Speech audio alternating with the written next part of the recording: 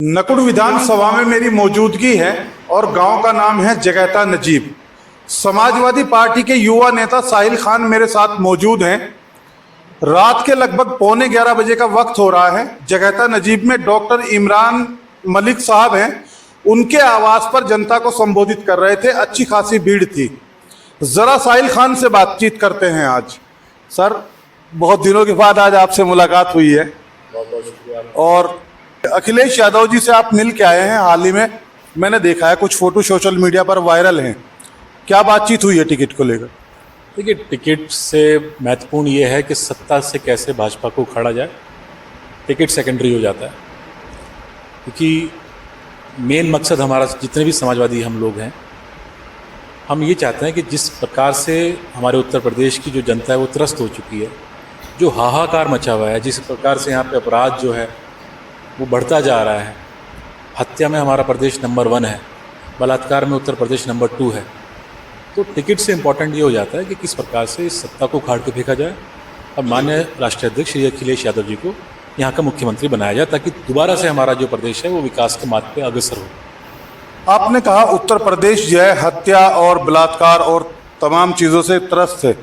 उत्तर प्रदेश के मुख्यमंत्री योगी आदित्यनाथ कहते हैं कि जब से हमारी सरकार उत्तर प्रदेश में आई है, ना तो उत्तर प्रदेश में कोई दंगा है, ना कोई पंगा है, और सब कुछ बिल्कुल चंगा है और कानून व्यवस्था बिल्कुल ज़बरदस्त है।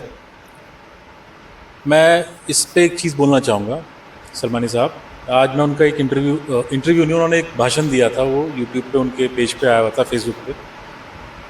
उनसे बड़ा झूठा मुख्यमंत्री तो मुझे समझ में नहीं आ रहा कोई होगा। उन्होंने तो ये भी बोल दिया कि जो मोहम्मद अली जौहर नाम से जो यूनिवर्सिटी आज़म खान साहब ने बनाई थी, जिनके नाम पर, उन्होंने कहा वो तो ये चाहते थे कि देश का पार्टीशन हो, और वो तो एंटी नेशनल थे, उन्होंने उनको एंटी नेशनल बोल दिया।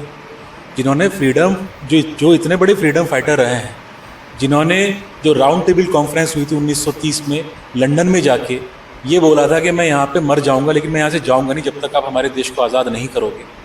इस तरह के फ्रीडम फाइटर को वो ये बोल रहे हैं कि वो तो चाहते थे कि पाकिस्तान बने। तो आप ऐसे मुख्यमंत्री से क्या एक्सपेक्ट कर सकते हो?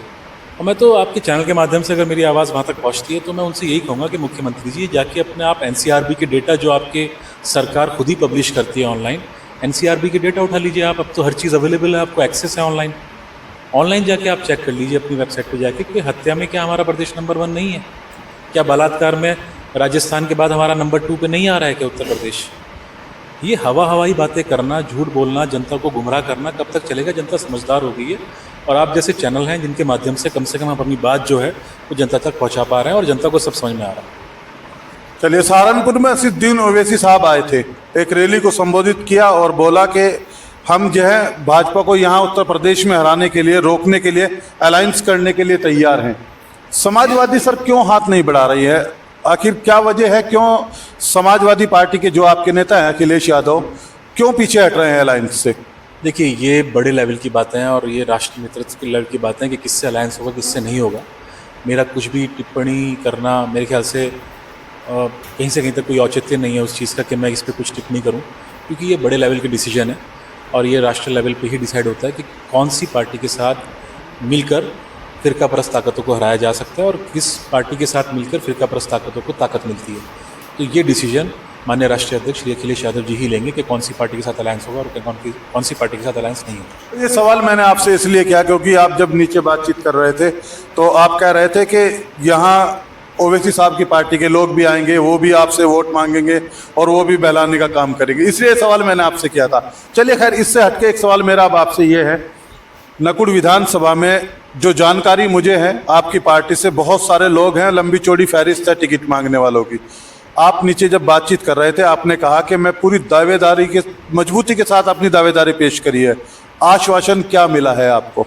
देखिए, जैसे मैंने आपसे बोला, इसमें कि फोकस हमारा यह है कि किस प्रकार से माननीय राष्ट्रीय अध्यक्ष जी को दोबारा से मुख्यमंत्री बनाया जाए। दावेदारी मैंने अब से 5 साल पहले भी करी थी, दावेदारी मैंने अब भी करी है। मुझे पूरा इस चीज़ की उम्मीद है और यकीन है इस चीज़ का कि जो हमारी मजदूरी थी 5 साल की लगातार जो हमने करी, और पिछले 4 साल से तो मैं पार्टी में भी नहीं था, तब भी मैं समाजवादी की ही बात कर रहा था, और हज़ारों की तादाद में समाजवादी के जो मेरे से जुड़े हुए जो कार्यकर्ता थे उन्होंने पार्टी को ज्वाइन कराया और पार्टी को मजबूत करने का काम कराया। तो मुझे पूरी उम्मीद है कि हमें हमारी मजदूरी जो है वो इस बार 2027 में मिलेगी। उम्मीद पर दुनिया कायम है। यानी टिकट मानते हैं इस बार हो जाएगा? इंशाल्लाह दुआ करिए, आप भी करिए हमारे लिए, और गरीब आवाम तो दुआ करेगी। जो काम कर रहा है, जो फील्ड में जनता के बीच में बना हुआ है, टिकट उसी का होना चाहिए, क्योंकि जो ज़मीन से जुड़ा हुआ होगा वही भाजपा को हरा पाएगा। अच्छा चलिए, आखिरी सवाल मेरा आपसे, अगर 1% आपका टिकट नहीं होता तब साहिल खान के पास क्या ऑप्शन है? देखिए, पार्टी में रहेंगे या फिर निर्दलीय चुनाव लड़ेंगे या किसी और दल के साथ? पिछली बार भी पार्टी नहीं छोड़ना चाह रहा था, हालात ऐसे बन गए थे, आपको पता है। साथियों का भी बहुत दबाव था, लेकिन मैंने अपने साथियों से वादा लिया है कि वो मेरे ऊपर ऐसे कोई दबाव नहीं बनाएंगे, क्योंकि मेरी सोच और मेरा जो दिल है वो समाजवादी है, और वो हमेशा रहेगा। मेरे नेता, मैं हमेशा ये बोला है, मैंने हर इंटरव्यू में बोला है, जब मैं बल्कि किसी पार्टी में था भी नहीं, जब मैं समाजवादी पार्टी में नहीं भी था, जब थोड़ा 4 साल का गैप हुआ था बीच में, तब भी मैंने हर इंटरव्यू में यही बोला है कि मेरे जो नेता थे, हैं और रहेंगे वो श्री अखिलेश यादव जी ही हैं। तो उनको ही नेता मैं मानता हूँ, और कोई मेरा नेता बन भी नहीं सकता। टिकट किसी और को होता है तो आप तैयार हैं फिर उस चीज़ को फेस करने के लिए? देखिए, ये भविष्य के गर्भ में छुपा हुआ है, क्या होगा, लेकिन मैं बहुत ही पॉजिटिव माइंडसेट का आदमी हूँ, और मुझे पूरी उम्मीद है कि टिकट इंशाल्लाह हम लोगों की और मेरे साथियों का मान सम्मान रखा जाएगा, और टिकट हमारा ही होगा। सही सर, आप सवाल काट रहे हैं। मैं कह रहा हूं अगर आपको 1% टिकट नहीं हुआ तब क्या होगा, फिर उस कंडीशन में क्या होगा? उसमें मैं आपसे कहना चाहूँगा कि हमारा जो मेन मकसद है वो टिकट ना होके माननीय राष्ट्राध्यक्ष जी को दोबारा से उत्तर प्रदेश का मुख्यमंत्री बनाना है, तो उसके लिए काम किया जाएगा। चलिए, बहुत बहुत शुक्रिया हमसे बातचीत करने के लिए। देखिए, ये हैं साहिल खान, समाजवादी पार्टी के युवा नेता हैं। जो सवाल मैं उनसे पूछ रहा था उसका क्लियर जवाब तो नहीं दिया है, लेकिन इतना ज़रूर है, उन्होंने बात करने से पहले ही कहा था, काफ़ी लंबा सफ़र करके और पूरा दिन भागदौड़ करके मेहनत करके यहाँ तक आए थे।